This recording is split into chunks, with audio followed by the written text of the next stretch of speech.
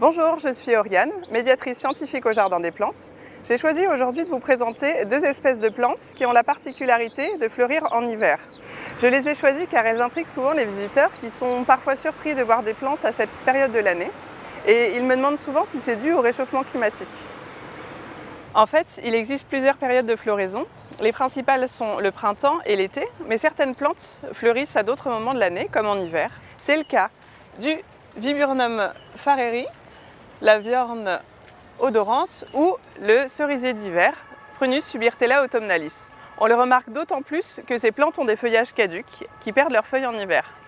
La viorne odorante est un petit arbuste de 3 mètres de haut maximum qui a des feuilles de forme elliptique dentées sur le côté qui prennent des teintes rouges à l'automne avant de tomber. Ces fleurs fleurissent roses avant de virer au blanc. Elles dégagent un parfum, ce qui attire le peu d'insectes que l'on peut rencontrer en hiver. Ce côté parfumé se retrouve dans son nom commun, la viorne odorante, ainsi que dans son ancien nom latin, le Viburnum fragans. On peut la voir en fleurs au Jardin des Plantes dès le mois de novembre et jusqu'au mois de mars. Passons maintenant au cerisier d'hiver, le Prunus subirtella autumnalis. C'est un petit arbuste qui mesure 5 mètres de haut maximum et qui possède des feuilles ovales, vert foncé, dentées sur le côté. L'une de ses caractéristiques est d'avoir une floraison qui peut s'étaler sur plusieurs mois, ce qui est très rare chez les prunus.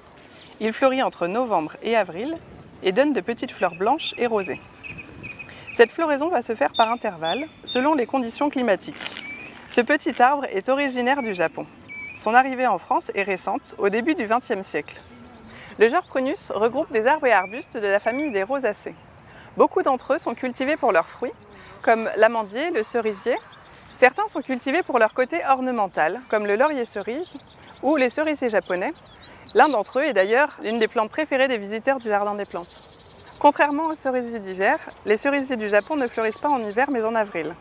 On dit d'ailleurs que leurs fleurs annoncent l'arrivée du printemps.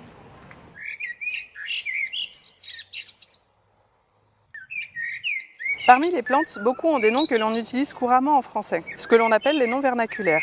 Ces noms sont différents selon la langue.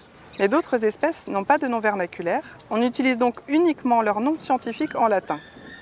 Ce nom latin permet également d'identifier à coup sûr l'espèce dont on parle, même en discutant avec une personne ne parlant pas la même langue que nous.